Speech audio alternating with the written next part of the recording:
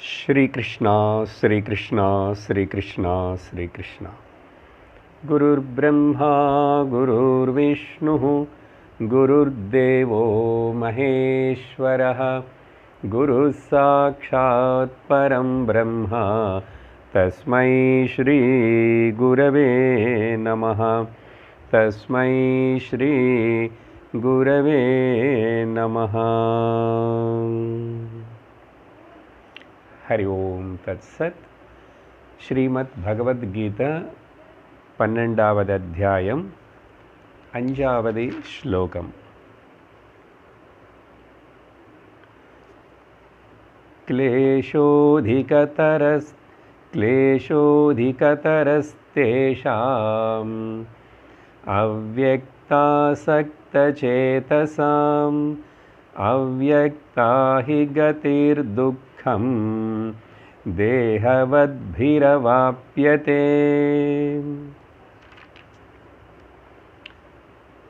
பக்தி யோகம் அப்படின்னு கூப்பிடப்படுற இந்த 12வது அத்தியாயத்தில் அர்ஜுனன் கேட்ட கேள்விக்கு பதில் சொல்லிட்டே வரும்போது கிருஷ்ணர் பக்தி யோகத்துடைய சமக்ர ரூபத்தினை விவரிச்சிட்ருக்கிறார். அந்த விவரிச்சிட்ருக்கும்போது அந்த பக்தி யோகம் என்பது தனிப்பட்ட ஒரு சாதனம் இல்லை, எல்லா யோகத்துக்கு பின்னாடியும் அடிப்படையாக இருக்கிற ஒரு முக்கியமான சாதனம். அதனால தான் விவேக சூடாமணி அనే பிரகரண கிரந்தத்தில் சங்கராச்சாரியர் சொல்கிறாரு, மோக்ஷ சாமக்ரியாம், மோக்ஷத்துக்கு அநேக சாதனங்களே சாமக்ரி இருந்ததா, அதில் பக்திரேவ கரீயசி, மோக்ஷ சாதனைக்கு பக்தி அந்த சாமக்ரிக்குள்ள பக்தி ரொம்ப முக்கியமானது, சிறந்தது. அப்புறம் பக்தி என்னது விவரிச்சாருங்க. நம்ம நினைக்கிற மாதிரி இல்லை, ஸ்வஸ்வரூப அனுசந்தானமேவ பக்தித்யபிதீயதே. நம்மளுடைய நிஜஸ்வரூபத்தினை, நிர்குண நிராகார தத்துவத்தினை நான் பிரம்மமனு தெரிஞ்சுக்கிறது தான் பக்தி என்றார். அதுதான் உண்மையான பக்தின்னு சொல்லப்படுறது என்றார்.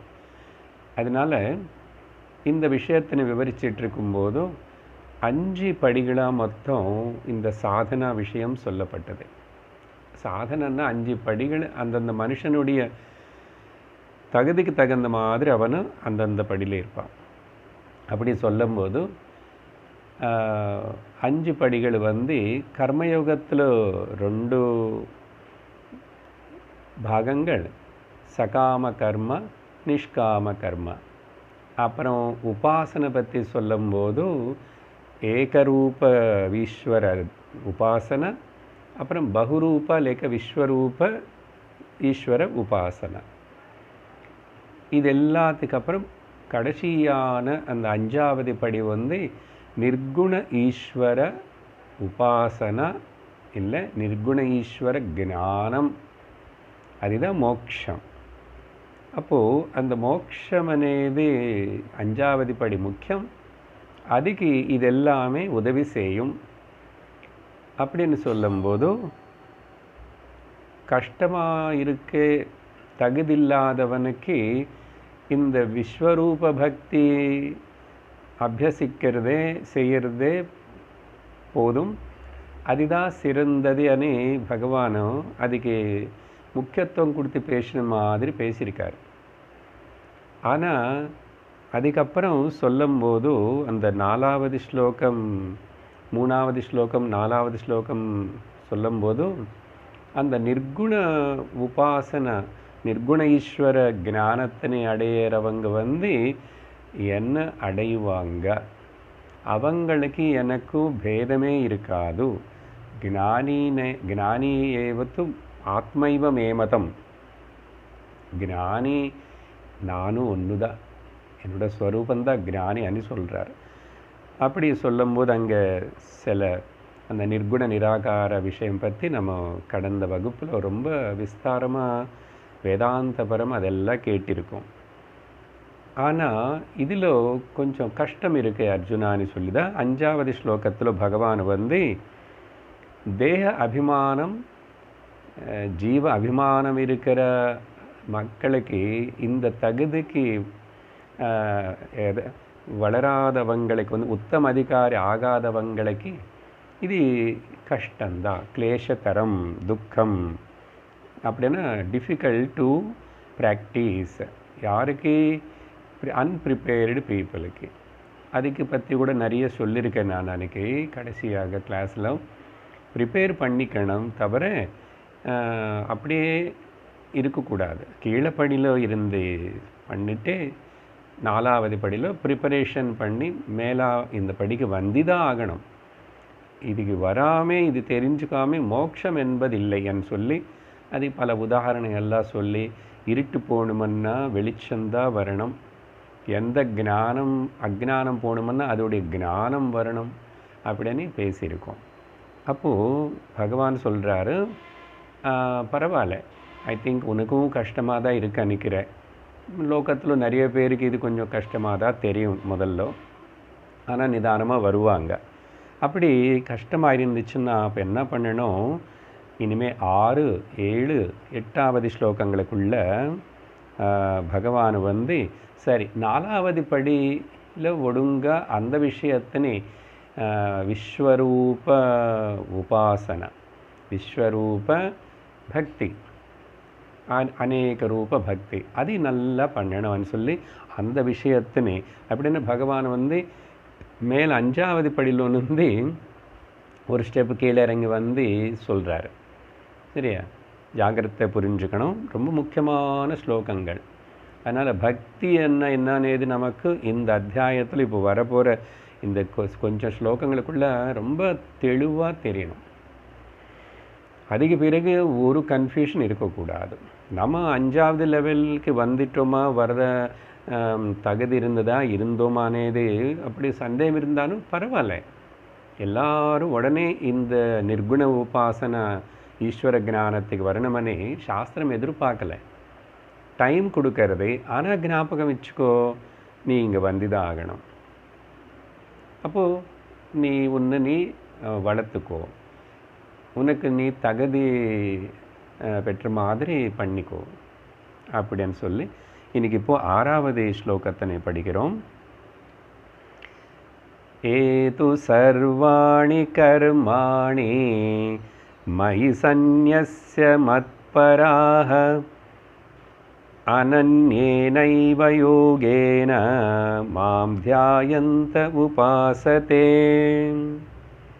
ஸோ இந்த 4வது படினை பற்றி நம்ம விஸ்வரூப தர்ஷன யோகம்ல பல விஷயங்கள்னு பேசியிருந்தா கூட அதனை சம்மரைஸ் பண்ணுற மாதிரி மறுபடி இன்னொரு வாட்டி பகவான் இங்கே நமக்கு ஞாபகப்படுத்திட்டு 3 ஸ்லோகங்களுக்குள்ள அந்த விஸ்வரூப உபாசனை பண்ணுறவனு கூட எப்படி இருக்கணும் தெரியுமா? பக்தி என்ன அது சொல்கிறார். இது ஒரு பதத்துக்கு அர்த்தம் பார்க்குறோம். இந்த விஸ்வரூப தியானம் விஸ்வரூப பக்தின்னு செய்கிறவங்க வந்து நல்ல கவனமாக கேளுங்க. உபாசனைன்னு சொன்னாவே இங்கே மானசிக வியாபாரம். இங்கே நம்ம உடுந்து போவோம், நம்ம இந்த படியில் லாய்க்கில்லைன்னு தோணும். என்ன அப்படி தான் இருக்கும் மெஜாரிட்டி லோகத்தில். நீங்கள் எல்லாரும் சொல்லலை, நீங்கள் எல்லாரும் அது தாண்டி வந்திருக்கிறவங்கள இருந்திருக்கலாம். என்ன பாஹ்ய காரிய கலாபங்கள் பகிரங்கமாக செய்ய வேண்டியதெல்லாமே அது கீழே லெவலில் இருக்கிற பக்தி எல்லாமே பக்தி தான். அதான் சொன்னோம், 5 படிகள் கூட பக்தியோடு சேர்ந்து தான் இருக்கு. கர்மயோகத்திலோ பக்தி இருக்கு, சகாம கர்மலோ பக்தி, நிஷ்காம கர்மலோ பக்தி, ஏகரூப தியானத்திலோ பக்தி, விஸ்வரூப தியானத்தில் கூட பக்தி இருக்கு. பக்தி అనేది காமன். அப்போ இங்கே வந்து என்ன சொல்கிறாரோ, அப்படிப்பட்ட இந்த விஸ்வரூப தியானம் பண்ணுறவங்க வந்து உபாசனா முதல் பாயிண்ட் வந்து மயி சர்வாணி கர்மாணி சந்நியஸ்ய. இவங்க வந்து எல்லா அவங்க செய்கிற கர்மங்களை வந்து எனக்கு அர்ப்பணம் செஞ்சுட்டு, அப்படின்னா இவங்களை வந்து அந்த கர்மத்துடைய லா என்ன, த law of karma,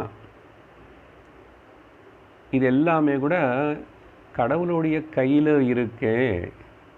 the law of the கர்மா அதெல்லாம் கடவுளோட கையில் இருக்குன்னு சொல்லிட்டு அவங்க நல்லா புரிஞ்சுக்கிட்டு தெரிஞ்சுக்கிட்டு அவங்க என்ன ஆராதிப்பாங்க. அப்புறம் சர்வ கர்மாணி சந்நியஸ்யன், இங்கே சந்நியஸ்ய வார்த்தைக்கு அர்த்தம் எப்படி எடுத்துக்கணும்னா எல்லாத்தையும் உட்டி கொடுத்துட்டு காவி துணி உடுத்துக்கிட்டு போகிறதுன்னு சொல்லலை. சந்நியஸ்யன்னா இங்கே அர்த்தம் இந்த கான்டெக்ஸ்டில் வந்து ரினன்சிங் இல்லை, டெடிகேட்டிங்கன்னு அர்த்தம் எடுத்துக்கணும். சமர்ப்பண பண்ணி ஈஸ்வரார்ப்பண புத்தியா கர்ம குரு, டெடிகேட் பண்ணுறது. அப்புறம் டெடிகேட்னா என்ன சார் అని சந்தேகம் வரும். இந்த டெடிகேஷன் అనేది வந்து என்ன, அது கையில் வந்து எடுத்துக்கிட்டு டெடிகேட் பண்ணுறதா? இந்த ஸ்டாச்சு வந்து அவருக்கு டெடிகேட் பண்ணிட்டாங்க, இந்த புஸ்தகத்தை ரிலீஸ் பண்ணி இந்த ஸ்டாம்ப் ரிலீஸ் பண்ணி கவர்மெண்ட்டு அவர் பேருக்கு அவர் பேரில் டெடிகேட் பண்ணாங்கன்னு சொன்ன அர்த்தம் இங்கே ஆட்டிடியூடுன்னு அர்த்தம். இந்த இடத்துல பாவனா, சமர்ப்பண பாவனா. அப்படின்னா நான் செய்கிற எல்லா கர்மங்களும் கூட வேலைகள் அந்த பகவான் ஈஸ்வரனுடைய வேலைகள் தான். அப்போது அங்கே அதர்மம் பண்ணுறதுக்கு வாய்ப்பே இல்லை. இதுக்கு பேர் தான் ஈஸ்வரார்ப்பண புத்தியா கர்ம குரு. ஈஸ்வரார்ப்பண புத்தியோடு எல்லாம் செய்கிறது. அப்புறம் ரெண்டாவது வார்த்தை, இவங்க எல்லாருமே மத்பராக, எல்லா எப்பவுமே எனக்கு நீ ஞாபகம் வச்சுக்கணும். இந்த விஸ்வரூப பக்தர்கள் வந்து சதா எல்லா சமயத்திலும் மறக்கவே மாட்டாங்க. ஆனால் வேலைகள் விவகாரம் பண்ணிட்டு இருந்தா கூட என்ன விவகாரம் வேலையில் பகவான் தான். அப்போ மத்பரகாவாகவே இருக்காங்க. அப்படின்னா என்னே கம்யமாக லட்சியமாக வச்சுக்கிட்டு இருப்பாங்க. ஓகே, என்னை லட்சியமாக வச்சுக்கிறது, நான் 5ஆவதுக்கு படிக்க போகணும், 5ஆவது படியில் பகவான் சொல்கிற மாதிரி நான் நிர்குண உபாசனை செய்யக்கூடிய சக்தி எனக்கு வரணும், அதுக்கு வேண்டிய தகுதி வரணும் அப்படின்னு ஞாபகம் வச்சுக்கிட்டு இந்த 4ஆவது படியிலோ விஸ்வரூப உபாசனை பண்ணணும். பார்த்தீங்களா, அந்த அந்த ஆசை இருக்கணும். நான் 5ஆவது படியிலோக்கு போகணும். ஏன்னா அங்கே 5ஆவது படி தான் பகவான் சொன்னார் பூர்ண ஞானம் வரும், மோட்சம் வரும், முக்தி வரும்னு சொன்னார். அப்போ நான் அதை ஏற்றுக்கணும் இல்லையோ? அதனால் பகவான் வந்து இந்த நிர்குண ஈஸ்வர ஞானம் தான் இங்கே பகவான் ஞாபகம் வச்சுக்கிறதுன்னு அர்த்தம் என்ன, அந்த பிரம்ம தத்துவம் நிர்குண ஈஸ்வர ஞானம் அடையிறது தான், அதுக்கு பேர் தான் மோட்சம். அதுதான் என்னுடைய லட்சியம். மத்பராக. அப்போது அவங்க அப்புறம் அனன்யேனைவ யோகேன. ஓகே, இங்கே யோகானே வார்த்தை வந்து அவங்க செய்கிற எல்லாமே கர்மயோகம், ஆத்தியாத்மிக, அவங்க ஜீவனம் வந்து ஆத்தியாத்மிக ஜீவனமாக, ஆத்தியாத்மிக பரமாக, தபோமயமாக அப்படி இருக்கும். அப்போது நிர்குண ஈஸ்வர ஆத்மஜானம்னு அடையிறதா என்னுடைய லட்சியமனி ஞாபகம் வச்சுக்கிட்டு, இந்த வீடு வாசல் எனக்கு முக்கியம், இதெல்லாம் எப்படி விடுறதுன்னு பயம் இல்லாமல் அதில் இருந்துட்டு இருந்தே கூட இருட்டான இந்த வீடனே அந்த கூப்பம் பாகவத்தில் நிறைய இடத்துல சொல்லப்பட்டது. இப்போ தான் பிரகலாதன் கூட அது சொல்லுவான். அதில் உளுந்து போகாமல் இருக்கிறவங்க அனன்யேனைவ யோகேனன்னா இவங்களுக்கு வேறு விரதங்களும் ತೀರ್ಥಯಾತ್ರೆಗಳು ಪರಿಹಾರ ಪ್ರಾಯಶ್ಚಿತ್ತ இந்த காமிய கர்மங்கள் அசலு முக்கியமே இல்லை. அதெல்லாம் உட்டி கொடுத்தவங்க. சரியா? அதுதான் இங்கே வேறு யோகான்னா இங்கே அதான் சொன்னா, வேறு எந்த இதில் ஈடுபட மாட்டான். இதுதான் தியானம், இதுதான் தபம், இதுதான் என்ன இந்த விஷயங்களே முந்தாவது கிளாஸில் சொன்ன மாதிரி அந்த நிர்குண அக்ஷர உபாசனா, அந்த அக்ஷர உபாசனை பண்ணுறது தான் இங்கே ஒரு அந்தர்கதமாக இருக்கே. அக்ஷரானே வார்த்தை பகவான் அங்கே அக்ஷரம் அப்படின்னு ஆரம்பித்தார். அந்த அக்ஷரம் என்ன అనేది அதுக்கப்புறம் கீழே நான் ஒரு 8-10 விஷயங்கள் சொல்லியிருக்கோம். இந்த 3-4 ஸ்லோகங்கள் சேர்ந்து ரொம்ப முக்கியமானது. அப்புறம் இன்னொரு உதாரணம் கொடுக்குற, இது அப்போ புரியும் இருந்தது. அனன்யேனைவ யோகேன அப்படின்னா ஒரு தூரம் போகிற ட்ரெயினில் ஏறி உட்காந்துருக்கோம். உதாரணத்துக்கு இங்கே கோயம்புத்தூர்லேருந்து டில்லி போகிறோம். ட்ரெயின் 2 நாள் ஆகும். அப்போது கோயம்புத்தூர்லேருந்து புறப்பட்டு டில்லி போகிறது, அங்கே போய் சேர்றது என்னுடைய கம்யம், லட்சியம். நடுவில் நிறைய விற்கிறதுக்கு ட்ரெயின்லேயே வரும். சில ஸ்டேஷன்ஸில் ஒரு 1/4 மணி நேரம் 1/2 மணி நேரம் எல்லாம் நிற்கும். அப்போ அங்கெல்லாம் இறங்கிக்கலாம். அங்கே கிடைக்கிற விதவிதமான பொருள் எல்லாம் வாங்கிக்கலாம், சாப்பிட்லாம்.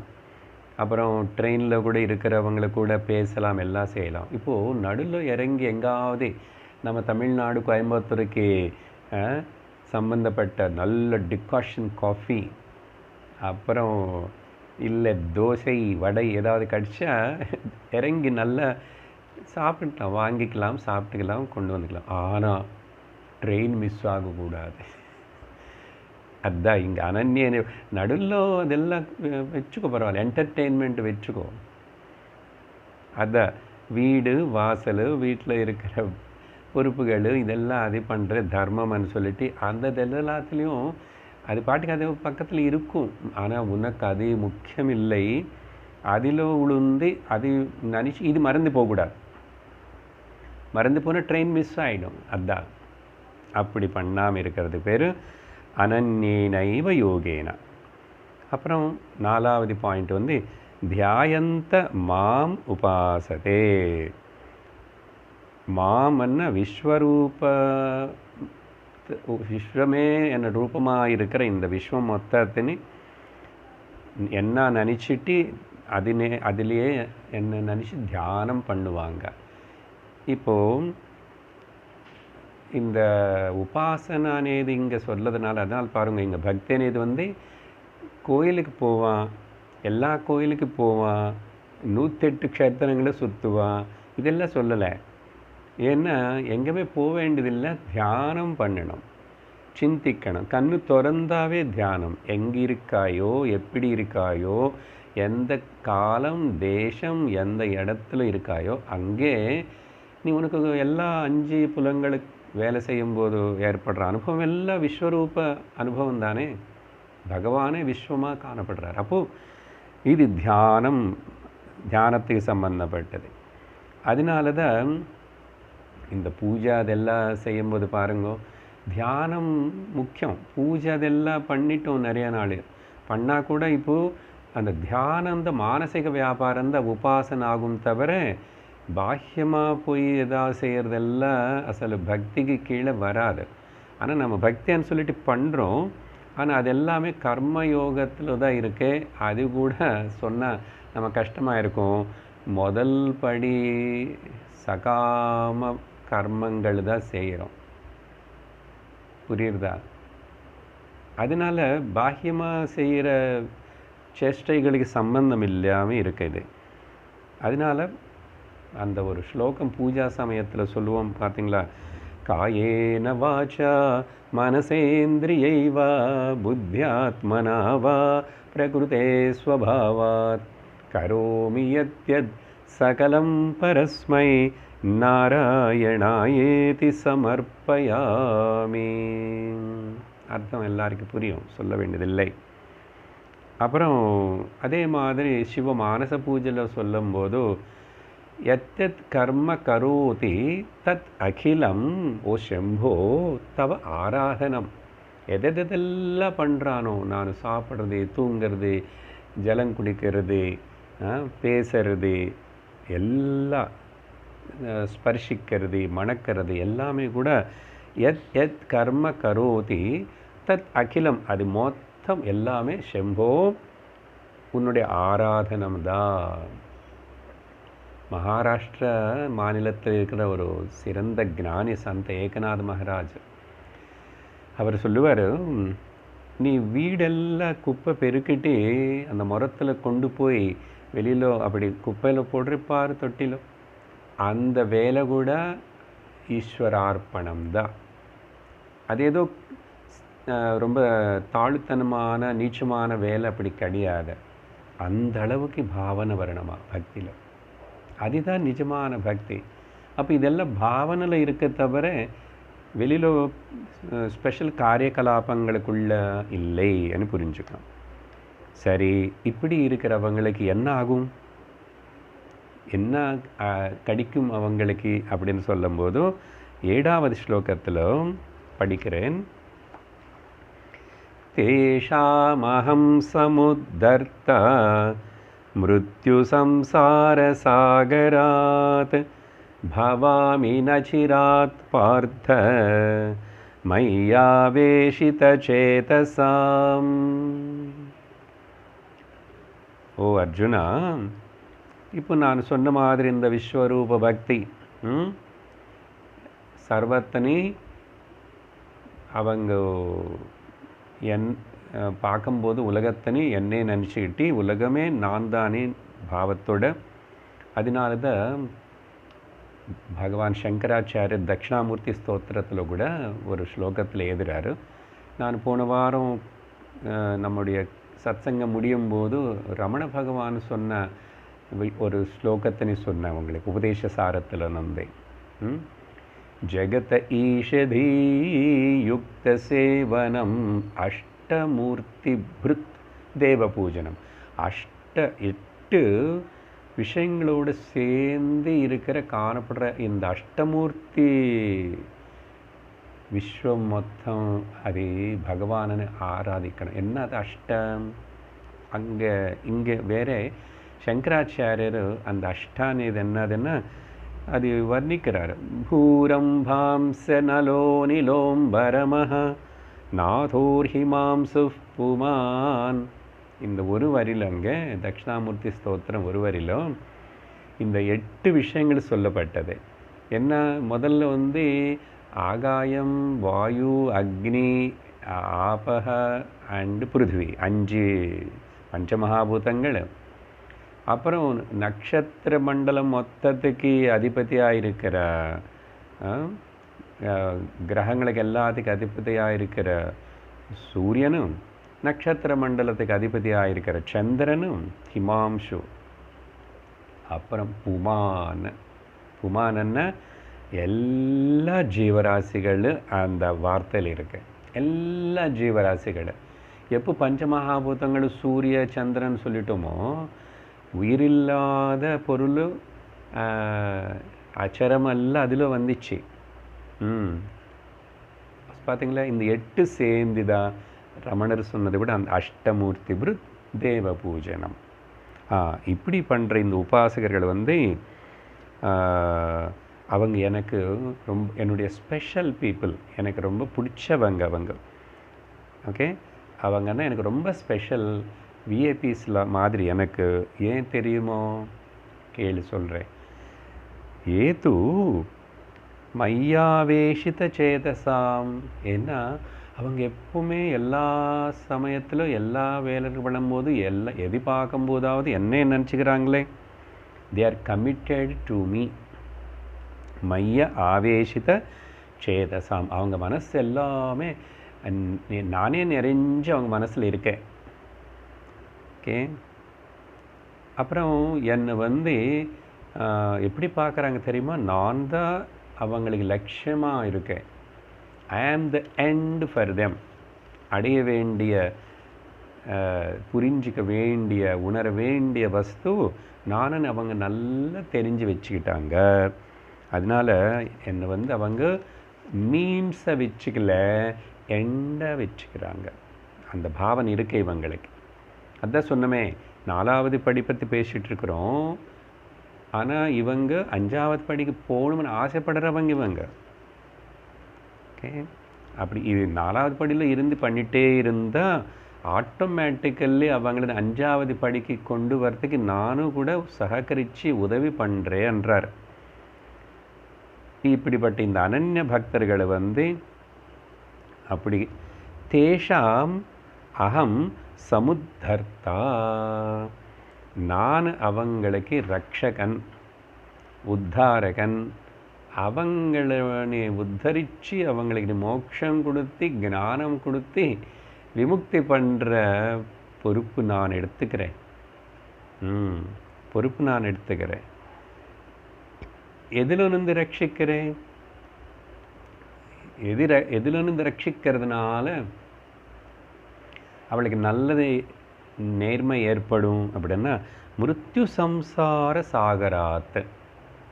அவங்களுக்கு நான் பணம் கொடுத்து நல்லா வச்சுக்கிறேன், அவங்களுக்கு பேரு புகழை கொடுத்து நான் அவங்கள அப்படி வச்சுக்கிறேன், அப்படி சொல்லலை பகவான். பாருங்க, மிருத்யு சம்சார என்ன, இந்த சம்சாரம் అనేది பயத்தின்னு கொடுக்கறது. இந்த உலகம், வாழ்க்கை, சரீரம் இதெல்லாம்னா ரொம்பவே பயமாக இருக்கு. மிருத்யு மரணம் అనేది பெரிய பயமாக இருக்கு எல்லாருக்கு. மரணம் அனுபவம் நல்லா கவனிங்கோ. பிறந்த அனுபவம் இல்லை நமக்கு. இருக்காது. நீங்கள் பிறந்த அனுபவம் இருக்கா? அப்புறம் மரண அனுபவம் கூட நமக்கு யாருக்கும் இல்லை. யாருக்காவது சொல்லுங்க, மரண அனுபவம் இருக்கா? இல்லை. யாரோ யாரோ இறந்து போகிறதே பார்க்குறோம். அவங்க இனிமே இந்த சரீரம் அவங்க இங்கே இருக்காது, சரீரம் எரிச்சுடுவாங்கன்னு அது மட்டும் தெரியும் தவிர மரண அனுபவம் யாருக்கு இல்லைங்க. பிறப்பு அனுபவம் இல்லை, மரண அனுபவம் இல்லை. ஆனால் என்ன இருக்குன்னா மரண பயம் இருக்கு. நான் இல்லாமல் ஆயிடுவேன்னு பயம், அவங்க இல்லாமல் ஆக போகிறாங்களேன்னு பயம் தான் இருக்க தவிர அந்த பயத்தின்னு நீக்கிறே என்றார் மிருத்யு. இந்த சம்சார சாகரத்தினால வர, இந்த சரீரத்தோட அபிமானத்தினால வர அந்த பயத்தினை நானும் நீக்கிறே. மிருத்யு சம்சார பயத்திலிருந்து தேஷாம் அகம் சமுர்த்தா, நான் காப்பாற்றி கரையேற்றுவே அப்படின்னு சொன்னார். அப்புறம் ஆனால் எவ்வளோ காலத்தில் எங்களை கரையேற்றுவே அது மட்டும் பகவான் வந்து நிர்திஷ்டமாக அப்படி சொல்லலை. ஒரு 5 வருஷம் கழிச்சுட்டு, அப்புறம் இல்லைன்னா 2030 உனக்கு 60வது வயசு வரும்போதோ அப்படி சொல்லலை. ஏன்னா அது அவர் சொல்ல முடியாது. நம்ம தான் அது முடிவு பண்ணிக்கணும். எந்த அளவுக்கு நம்ம இந்த விஷயத்தினை கிரகிச்சுக்கிறோமோ செய்கிறோமோ அப்போ சாதிப்போம். அதனால் அது சொல்லாமல் என்ன சொல்கிறாருன்னா பகவான் அச்சிராத்து, சீக்கிரமாகவே. அந்த சீக்கிரமானது வந்து அவர் கையில் இல்லை, நம்ம கையில் இருக்கு. எப்போ மேலே சொன்ன இந்த குவாலிட்டிஸ் எல்லாம் நமக்குள்ளே இருந்தால் பார்த்தீங்களா, அச்சிராத்து சீக்கிரமாகவே என்ன பண்ணுவீங்க? மோட்சம் கொடுக்க மாட்டே உடனே அவங்களே 5வது லெவலுக்கு வரத்துக்காக ப்ரமோட் பண்ணுறதுக்காக என்ன பண்ணுவேன் தெரியுமா? அவங்களுக்கு நான் ஒத்தாஸ் பண்ணுறேன், உத்தரிக்கிறேன்னா குருன்னு அவங்களுக்கு சப்ளை பண்ணுறேன். எனக்கு நிறைய என்னுடைய சிஷ்யர்கள் இந்த லோகத்தில் குருகளாக இருந்து வேலை பண்ணுறாங்க. நான் அவங்கள ப்ரொவைட் பண்ணுறேன். ஒரு நல்ல டீச்சர்னு ப்ரொவைட் பண்ணுறேன். எந்த மாதிரி டீச்சரு? சாஸ்திரத்தின்னு சொல்லி கொடுக்குற டீச்சர் நானும் அவங்களுக்கு ப்ரொவைட் பண்ணி, அப்புறம் அவங்களுக்கு கேட்குற மாதிரி நான் அவகாசம் கொடுப்பேன். பார்த்தீங்களா? ஏன்னா அதுக்கப்புறம் அவங்க இந்த 5வது படிக்கு வரணும், இதில் பலம் அடையணும்னு சொன்னால் அவங்க குருக்கிட்ட வந்து சாஸ்திர சிரவணம் பண்ணிதான் ஆகணும். அதுதான் விஷயம். புரிஞ்சுதா? அப்படி சொல்லி 8வது ஸ்லோகத்தில் என்ன சொல்கிறாருன்னா, இந்த இந்த 8வது ஸ்லோகத்தோட இந்த விஸ்வரூப உபாசகன் இந்த 4வது படியில் இருக்கிறவன்னு விஷயம் முடியும். படிக்கிறேன். மய்யேவ மன ஆதஸ்த்வ மயி புத்திம் நிவேஷய நிவசிஷ்யசி மய்யேவ அத ஊர்த்வம் ந சம்சயः. இப்போ முடிவு பண்ணுறார் இந்த விஷயத்தனே கவனமாக கேட்குறோம். 8வது ஸ்லோகத்தில் இந்த 4வது விஷயத்தை கன்க்ளூட் பண்ணும்போது, அதனால் இப்போது 5வது லெவலுக்கு நான் போலியே அங்கே போனால் தான் முக்தியா, அப்புறம் எனக்கு அப்படிப்பட்ட பாக்கியம் கிடைச்சது குரு சிஷ்யனு குரு கடிச்சு சாஸ்திரம் கடிச்சு அந்த அவகாசம் வந்து. ஆனால் இங்கே கூட நிறைய நாள் கேட்டு நிறைய புரிஞ்சுக்கிட்டு கிரகிச்சு எசிமுலேட் பண்ணிக்க வேண்டியிருக்கு. சரி, இன்னும் 5வது படிக்க நமக்கு சான்ஸ் வரல. அப்படின்னு அர்த்தம் சத்சங்கத்துக்கு போகணும்னு ஆசை வராமல் இருக்கு. கொஞ்சம் பேர் வருவோம் சத்சங்கத்துக்கு, அப்பப்போ நமக்கு இஷ்டம் வரும்போது, நமக்கு சமயம் கிடைக்கும்போது. அப்படின்னா இன்னும் நீ வந்து வரல இந்த படிக்கு, நீ 4வது படியில் இருக்கேன்னு கூட எனக்கு தெரியாது, சந்தேகம்தான். சரி, அர்ஜுனனை பொறுத்த வரைக்கும் பகவான் வந்து நீ ஐ திங்க் 4வது படியில் இருக்கே நினைக்கிறேன், அதுதான் நான் உனக்கு விஸ்வரூப தரிசனம் காட்டிட்டேன், நீயும் ரொம்பவே புரிஞ்சுக்கிற மாதிரி தெரிஞ்சுக்கிற மாதிரி பேசியிருக்கேன் அப்படின்னுன்றார். பார்த்தீங்களா, இது யாருமே குற்றம் சொல்லலை. இப்போது நீங்கள் கேட்குறவங்க, சத்சங்கத்துக்கு வரவங்க, இன்னைக்கிலேருந்து நமக்கு நேராக லைவ் சத்சங்கம் திரும்பி நிறுத்த வேண்டிய சூழ்நிலை வந்தது, பரவாயில்ல. ஆனால் தொடர்ந்து இந்த விஷயத்தினை நம்ம எப்படி நேராக கிளாஸில் வகுப்பில் கேட்டோமோ அதே மாதிரி இல்லை, இந்த மீடியா மூலமாக அநேகம் பேர் இருக்காங்க மெம்பர்ஸு, தெரியல எல்லாரும் ஒழுங்காக கேட்குறாங்கள இல்லையான்னு. இன்னைக்கு பகவான் சொன்ன இந்த விஷயமா அது புரிஞ்சுக்கிட்டு, அதனால் சத்சங்கம் கடித்து அப்பப்போ அது மேலே கொஞ்சம் ஆசை இருக்கே, கொஞ்சம் கொஞ்சம் கேட்குறது இல்லை. அப்படி பண்ணி டைம் வேஸ்ட் பண்ணிக்காம ஏன் ஒழுங்காக கேட்க மாட்டோம், அந்த ரெகுலராக தொடர்ந்து விடாமல் ஏன் கேட்க மாட்டோம், அந்த கேட்டி விஷயத்தினை ஏன் புரிஞ்சுக்க மாட்டோம், புரிஞ்சுக்கிட்டு வேறு எல்லா அடுத்த விஷயங்கள் எல்லாத்தையும் கொஞ்சம் ஒதுக்கி வச்சு அதெல்லாம் குறைச்சிக்கிறோமா, நமக்குள்ளே மாற்றம் வந்ததா, நம்ம முன்னேறுறோமா, பகவான் ஆசிக்கிற மாதிரி நமக்குள்ளே அந்த குணங்களை வருதா. இன்னும் கூட சொல்லுவார் முடிவில் இந்த அத்தியாயத்தில், பக்தன் எப்படி இருக்கணும், எப்படிப்பட்ட பக்தன் எனக்கு பிடிக்கும் அதெல்லாம் சொல்லுவார். இப்போது இந்த படியில் சரி, அப்படி 5வது லெவல் பற்றி நீ இப்போது ரொம்ப கவலைப்பட வேண்டாம், இன்னும் வரலேன்னு யாருக்கு சொல்கிறாரு, 4வது படியில் இருக்கிறவங்க. அதனால நம்மளே இப்போ புரிஞ்சுக்கணும், இந்த வார்த்தைகள் எல்லாம் கேட்டு நம்ம எந்த லெவலில் இருக்கிறோம். ஒருவேளை 5வது படியில் வந்து உட்கார்ந்தா கூட 5வது வகுப்பில் இங்கே எப்படி இருக்கிறோம். அப்போ பகவான் என்ன சொல்கிறாருன்னா, இந்த 4வது லெவலில் இருக்கியா, இது ஒழுங்காக பண்ணு, விஸ்வரூப பக்தியாவது உபாசனா நல்ல ஒழுங்காக அபியாசம் பண்ணு, ப்ராக்டிஸ் பண்ணு. அப்போ சொல்கிறார் இங்கே, மயி ஏவ மனஹ ஆதஸ்த்வா, விஸ்வரூப ஈஸ்வரனான ஈஸ்வரனான என்ன மேலே நீ வந்து மனசனை வந்து அதிலே ஈடுபடுத்து, அது கீழே இறங்கி போகக்கூடாது, கீழே இறங்கி போகக்கூடாது.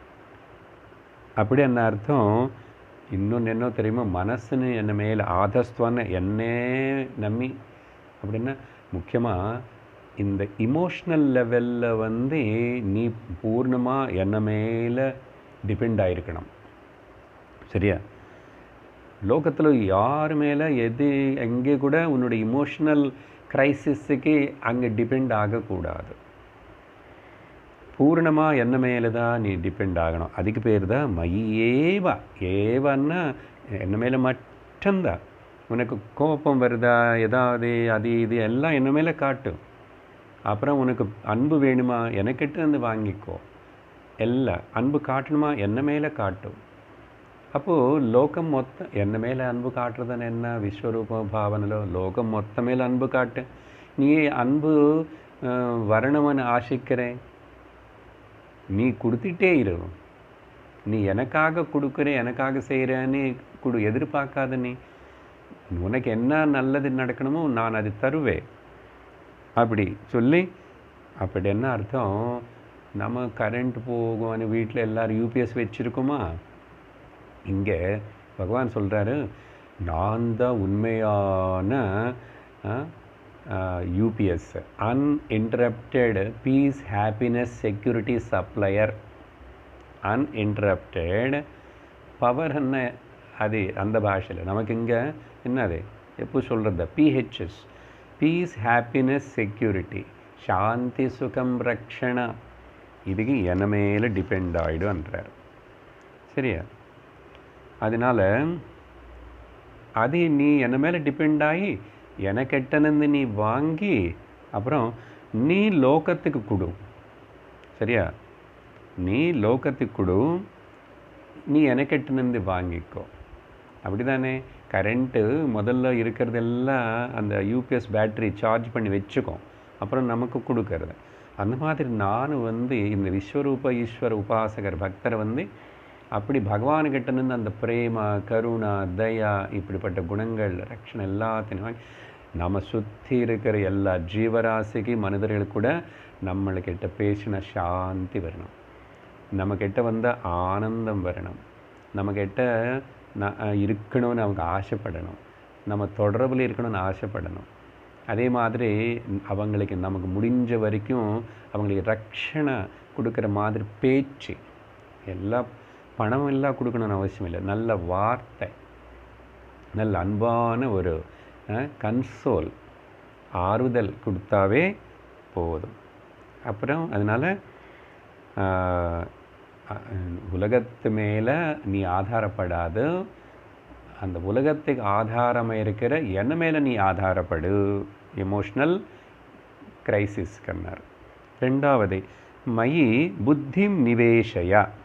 அங்கே மனசுன்னு சொல்லிட்டாரு, இங்கே மறுபடியும் புத்தின்னு சொல்கிறாரு. முக்கியத்துவம் இருக்கு.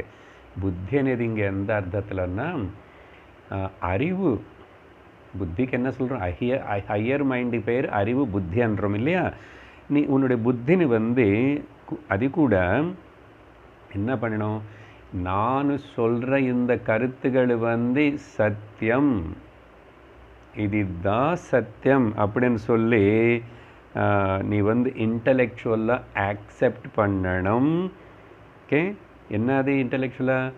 விஸ்வரூப அவதாரம்தான் பகவானுடைய ஸ்வரூபமனி உன்னோட புத்தி இன்டலெக்டுக்குள்ளே நல்ல என்னது கன்ஃபார்மாக கன்விக்ஷன், அந்த கன்விக்ஷன் உனக்கு வரணும். புத்தியில் ஒரு சந்தேகம் இருக்கக்கூடாது.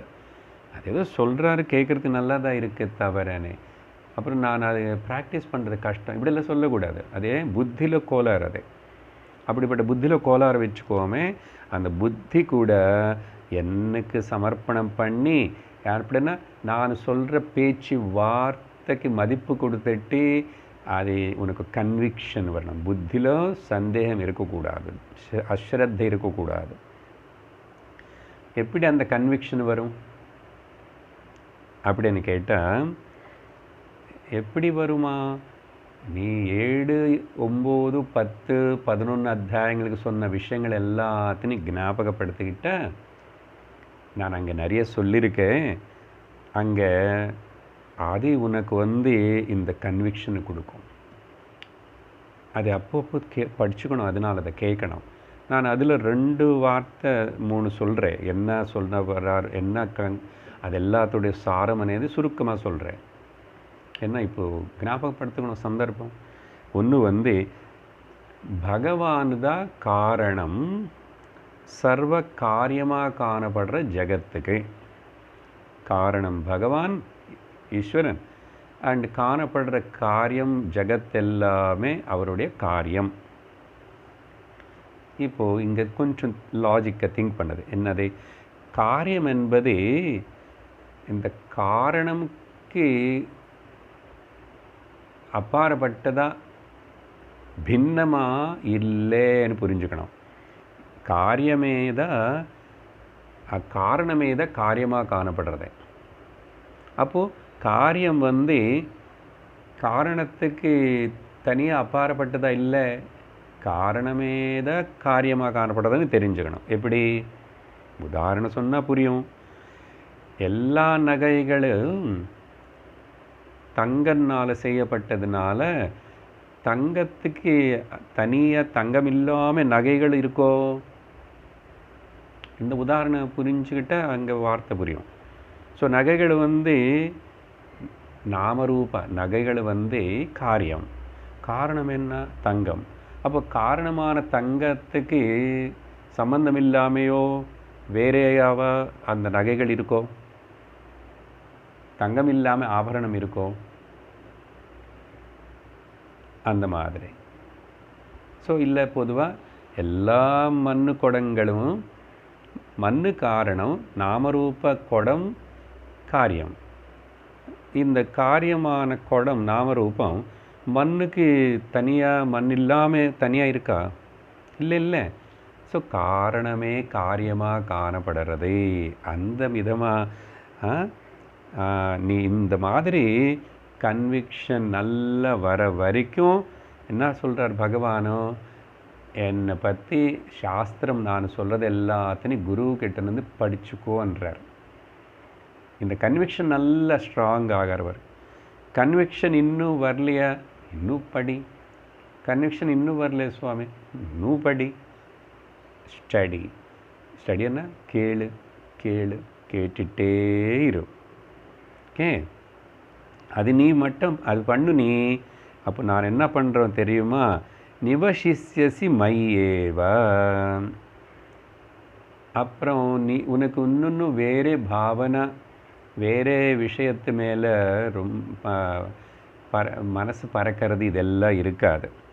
உனக்கு நான் தவிர, என்னை பற்றி தவிர இன்னொரு வேறே பாவனை வரவே வராது. அப்போ என்ன ஆகும் தெரியுமா? You live in me only, my ஏவ நிவசிஷ்யசி. அப்போ நீயும் நானும் தூரமாக இல்லை, நீ இந்த பாவத்தோடு இப்படி வாழற அண்ணாவே நீ எனக்கு உள்ளதாக வாழ்ந்துட்டு இருக்கே, எனக்கு கூட தான் வாழ்ந்துட்டுருக்கேன்றார். இந்த வார்த்தை ரொம்ப முக்கியம். மை ஏவா.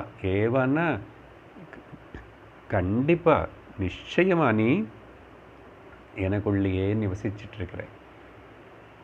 அப்போது ஒன்று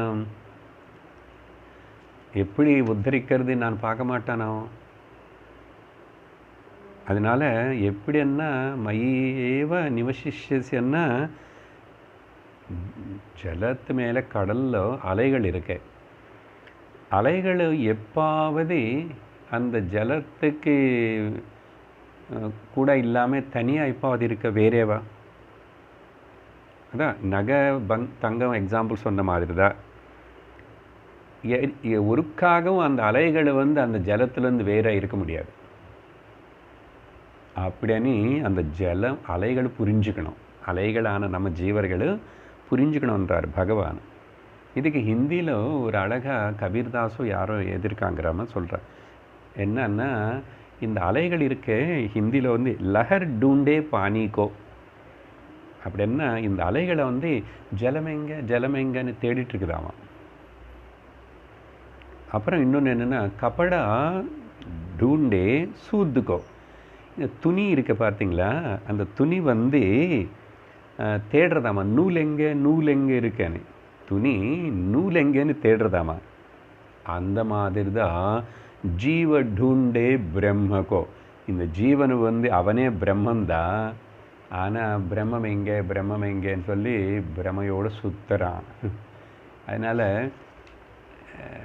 அந்த 5வது படிக்கு சிரவணம் பண்ண தெரியும். ஜீவ பிரம்ம ஏவ ந அபரஹா. ஜீவனா இவ்வளோ நாள் நினச்சிட்ருக்கிற நானும் பிரம்மம், அகம் பிரம்மாஸ்மின ஞானம் ஏற்படும். அதனால் அது சொல்லலை இங்கே பகவான். அது வரத்துக்கு முன்னாடி படி தானே பேசிகிட்டு இருக்கிறோம். ஆனால் இங்கே பகவான் நீ இப்படி வாழ்ந்துட்டு இருந்த அதக, அதுக்கு பிறகு அதுக்கப்புறம் அதக ஊர்துவம், அதுக்கப்புறம் ந சம்சய, உனக்கு ஒரு சந்தேகமும் வேண்டாம் இந்த விஷயத்தில். என்னது, நீ குரு கிட்ட போய் சாஸ்திரம் படிக்கிறதுக்கு நீ விஸ்வரூப பாவனை தியானம் ஒடுங்கப்படும் நான் சொன்ன மாதிரி உனக்கு சீக்கிரமாகவே அந்த அஞ்சாவது படியில் பாஸ் தள்ளி விட்டுடு, கரையேற்றுவே. இந்த விஷயத்தில் நான் சொன்ன இந்த 3 ஸ்லோகங்களுக்குள்ள உனக்கு இனிமேல் இது பற்றி ஒரு சந்தேகம் கிடையாது. இதில் சந்தேகப்படுறதுக்கு ஒரு வாய்ப்பு இல்லை. இது சத்தியம் என்றார் பகவான். ஓகே, உனக்கு இனிமேல் உனக்கு ஒரு சந்தேகமும் வேண்டாம். இந்த விஷயத்தில் சந்தேகப்படுறதுக்கு எந்த ஒரு சான்ஸே இல்லை என்றார். சரி, இப்படி எல்லாம் சொன்னதுக்கப்புறம் அர்ஜுனனும் நம்மளை மாதிரியோ வேறு யாராவதோ சில பேர் பகவானே இந்த 4வது படி கூட விஸ்வரூப தியானம் இப்படியெல்லாம் பண்ணணுமா? நாங்கள் என்னமோ நினச்சோம், சும்மா கோயிலுக்கு போயிட்டு மணி அடித்தா போதும் பக்தி முடிஞ்சு போச்சு, ஒரு தேங்காய் பிடிச்சி அகரபத்தி ஏற்றிட்டா பக்தி முடிஞ்சு போச்சு, அப்படின்னு ஒரு சந்தனம் விபூதி வச்சுக்கிட்டா பக்தி முடிஞ்சு போச்சு நான் நினச்சிட்ருக்குறோம். இப்படியெல்லாம் பண்ணுறதுன்னா இது கொஞ்சம் எனக்கு கஷ்டம்தான் அப்படின்னு நீ ஃபீல் பண்ணா சரியா? இந்த 4வது லெவல் கூட கஷ்டம் சுவாமியான்னு நீ சொன்னால் பரவாயில்ல, கவலைப்படாது, 3வது படிக்குவா அப்படின்னு. இப்போது பகவான் 9வது ஸ்லோகத்தில் பாருங்கோ, நீ எப்படியாவது வரலாம், 3வது படியில் இரு நான் சொன்ன மாதிரி அட்லீஸ்ட்டு. அப்போ 3வது படி என்னன்னு சொல்லட்டுமா? நல்லா கேளு. 9வது ஸ்லோகத்தில் இந்த அடுத்த படி யாருக்கு இது கஷ்டமாக இருக்க சுவாமி, 4வது படி கூட விஸ்வரூப உபாசனான்னு சொல்கிறவங்களுக்கு 9வது ஸ்லோகம் படிக்கிறேன். அத சித்தம் சமாதாதும் ந சக்னோஷி மயி ஸ்திரம் அபியாசயோகேன ததஹ மாமிச்சாப்தும் தனஞ்சய. இப்போ பகவான் ஒரு படி இறங்கி எங்கே வராரு? ஏகரூப இஷ்ட தேவத இஷ்ட தேவ ஆராதனம் உபாசனா 3rd லெவல். ஆனால் ஞாபகம் இது கூட உபாசனா, நான் சும்மா பக்தி. உபாசனா என்ன சொன்னோம்? மானசிக பாவனா தியானம், மானசிக வியாபாரம். ஆனால் ஒரு படி கீழே என்னது? விஸ்வம் எல்லாம் அப்படி இல்லை சார், ஏகரூப தியானம், ஏகரூப சிந்தனா. எனக்கு கிருஷ்ணா பிடிக்கும், எனக்கு ராமா பிடிக்கும், தேவி பிடிக்கும், முருகன் பிடிக்கும் அப்படின்னு நினைக்கிறேன். பரவாயில்ல. அவங்களுக்கு என்ன சொல்கிறாருன்னா ஒரே ஒரு ஸ்லோகத்தில் இந்த 3வது படி விஷயம் சொல்கிறார். அர்த்தம் பாருங்கோ. அத ஒருவேளை மேலே சொன்ன மாதிரி முடியானவங்க மயி சித்தம் சமாதாத்தும் ந சக்னோதி ஸ்திரம். மேலே சொன்ன மாதிரி அந்த விஸ்வரூப தியானமும் அப்படியெல்லாம் எனக்கு உபாசனை பண்ணுறதுக்கு முடியல, கஷ்டமாக இருக்கே, ரொம்ப கஷ்டமாக இருக்கேன்னு சொல்லிட்டு ஒருவேளை நீ நினச்சா ஓகே பரவாயில்ல, இப்படி பண்ணும். எப்படி பண்ணணும்? முதல் வரி அர்த்தம் சொல்லிட்டேன் இப்போ நானும், சரியா? அபியாச யோகேன அப்படின்றார். ததா சரி, அப்போது அதனால அப்போ சரி அது விட்டுடு, பரவாயில்ல. இது கேளு. ததா இது என்ன? அபியாச யோகேன. இந்த வார்த்தைக்கு அர்த்தம் என்னன்னு நம்ம பார்க்கணும். அபியாச யோகேனன்னா பகவான் நேராக அந்த ஏகரூப இஷ்ட தேவதை அந்த பதங்கள் எல்லாம் உபயோகப்படுத்தாமே அபியாச யோகேனன்னா புரிஞ்சுக்கணும். உனக்கு இவ்வளோ நாள் நீ ஆராதிக்கிற ஒரு குலதேவதா, வீட்டு தேவதா ஏதோ இருக்குது, இஷ்ட தேவதா, அந்த இஷ்ட தேவத்துடைய பிரதிமா இல்லைன்னா பிரதீக.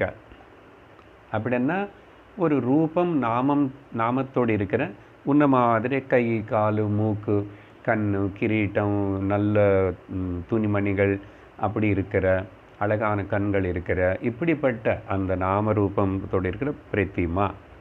அது கோவிலில் வச்சதாகட்டும், வீட்டில் மெட்டலோடு வச்சதாகட்டும், ஏதோ வச்சுக்கிறேன் இல்லையா. ஆனால் மனுஷ ஆகாரத்திலேயே நீ எப்படி இருக்கிற அதே மாதிரியான கொஞ்சம் எக்ஸ்ட்ரா அலங்காரத்தோடு இருக்கு. அதுக்கு பேர் பிரதிமா. அப்படி தானே வச்சுருக்குறோம் எல்லார் வீட்டில். சரி, சில பேருக்கு அது பிடிக்கல, அப்படியெல்லாம் எனக்கு ஒரு இஷ்ட தெய்வமும் ஒன்றும் இல்லை அப்படின்னா பரவாயில்ல, ஏதாவது பிரதீகம் கூட வச்சுக்கலாமே. பிரதீகம்னா யந்திரம், சிம்பல் இல்லை ஒரு மந்திரமே வச்சுக்கோ. அதனால யந்திர, மந்திர, தந்திர ஏதோ ஒரு ரூபத்தில் அந்த ஏகரூப தியானம் உபாசனனே అది పన్నా కూడా థర్డ్ లెవెల్లో ఓకే, వెల్ అండ్ గుడ్. ప్రతీక అనేదికి ఉదాహరణ పారుంగో, శ్రీచక్రం అది ஒரு யந்திரம் இல்லையா. ఇంగ్లీష్లో జియోమెట్రికల్ డయాగ్రామ్ అంటారు. అది దేవి ఉపాసనకి ఇది என்ன அந்த மேரு அந்த ஸ்ரீசக்கரம், அதுக்கு தேவிக்கு என்ன சம்பந்தம் இருக்குது? சம்பந்தம். அதனால் உபாசனை பண்ணுறவங்களும் இந்த யந்திரம் இல்லை மந்திரமே. அப்போ பாருங்க, யந்திரம் வெளியில் இருந்தால் கூட அதே திரும்பி தியானத்தில் யந்திரம் வரணும். மந்திரம் வாயில் முதல்ல சப்தமாக சொன்னால் கூட அப்புறம் மனசுக்குள்ள உள்ளேயே அந்தர வரணும், வாய் திறக்கணும். ஸோ மந்திரமோ யந்திரமோ அப்படிப்பட்ட தந்திரத்தை உபயோகப்படுத்தி கூட. அப்புறம் பாருங்கள், சூரிய பிம்பம், சூரியன் வந்து பிரதீகம். அவருக்கு நம்மளை பார்க்குற மாதிரி கண்ணு, காலு, கை அப்படி இல்லையே. கிருஷ்ணன், ராமர் மாதிரி இல்லையே. ஆனால் அப்போ சூரியனுடைய அந்த ரூபம் ஒரு பிம்பம் தானே, அது கூட அப்பிரதீகம். அது அதனால் அந்த மாதிரி ஓம், சில வாட்டி ஓம் வச்சுக்கிறாங்க. சில பேர் பகவானோட ஆயுதங்கள், சூலம், சுதர்ஷன் சக்கரம், இப்படி இதுதான். அது சில வாட்டி வாகனம். சரி, உனக்கு மனுஷன் ரூபமும் வேண்டாம், இது அப்படி பிடிக்கலன்னா நரமிருக ரூபம் இருக்கே, நரசிம்ம சுவாமி. பாருங்க, நிறைய பேர் நரசிம்ம உபாசகர்கள் இருக்காங்க லோகத்தில், வைஷ்ணவர்களுக்குள்ளேயே. இல்லை ஹயக்ரீவ உபாசனை பண்ணுறவங்களும் இருக்காங்க. என்னது, பாதி மனுஷ சரீரம், தலை மட்டும் குதிரை தலை. ஸோ பாருங்க, அதையும் ஆராதிக்கிறாங்க. எவ்வளோ அந்த ஹயக்ரீவ மந்திரம், ஸ்லோகம், உபாசனை ரொம்ப சிறப்பு தான் பண்ணுறவங்க இருக்காங்க. நரசிம்ம உபாசனம் பண்ணுறோம். ஸோ இந்த மாதிரி என்ன இவ்வளோ சாய்ஸ் இருக்குன்ற. எங்கே? ஒரு ஹிந்து டிபார்ட்மெண்டல் ஸ்டோரில் மட்டும்தான், இந்த பிக் பஜார் ஹிந்து டிபார்ட்மெண்டல் ஸ்டோரில் மட்டும்தான் நிறைய வெரைட்டி. வேறு எந்த மதத்தில், எந்த நாட்டில் எங்கேயுமே கிடைக்காது. பரவாயில்ல, இது எடுத்துக்கிட்டு வா அப்படின்றான். இதிலிருந்து நீ மேலுக்கு வரணும், அதை மட்டும் மறக்கக்கூடாது. இப்படி அந்த ஸோ உன்னுடைய இஷ்ட பர்சனல் காடு, இஷ்ட தெய்வத்தோட எந்த ரிலேஷனை, எந்த அப்ரோச்சாவது நீ பண்ணிக்கோ அப்படின்னு அர்த்தம். பாருங்கோ, இங்கே அந்த ஏகரூப உபாசனைలో தான் అది ఉపాసన కొంచెం బాహ్యமாக பண்ணானோ, தியானத்தில் பண்ணால் கூட மனசில் இப்போது அர்க்யம் சமர்ப்பயாமி, பாத்தியம் சமர்ப்பயாமி, ஆச்சமனீயம் சமர்ப்பயாமி இப்படியெல்லாம் சொல்கிறோமா பூஜையில். அப்படின்னா கால் அலம்புறதுக்கு ஜலம் கொடுக்குறேன், கை அலம்புறது அப்படின்னு என்ன நம்ம என்னென்ன பண்ணிக்கிறோமோ அதெல்லாம் பண்ணணும்னு ஆசைப்படுறேன். பாருங்க, அவருக்கு அப்புறம் நைவேத்தியம் நிவேர்வதியாமி, சாப்பாட்டு கொடுக்குறேன், சாப்பாட்டு மத்தியில் அப்பப்போ ஜலம் கொடுக்குறேன், அப்புறம் கடைசியில் தாம்பூலம் கொடுக்குறேன். இதெல்லாம் என்ன, எனக்கு என்ன பிடிக்கிறதோ நம்ம என்ன பண்ணிக்கிறோம் அது அப்படியே பண்ணுறதுன்னு எனக்கு இஷ்டம். ஜாக்கிரதை புரிஞ்சுக்கணும். இதெல்லாம் எதுக்கு சொன்னாங்க என்னன்னு. அப்படி பண்ணி அப்போது என்னாச்சுன்னா நான் ரொம்ப பகவானுக்கு க்ளோஸாக இருக்கிறேன், என்னுடைய ஃபீலிங்ஸ் தான்.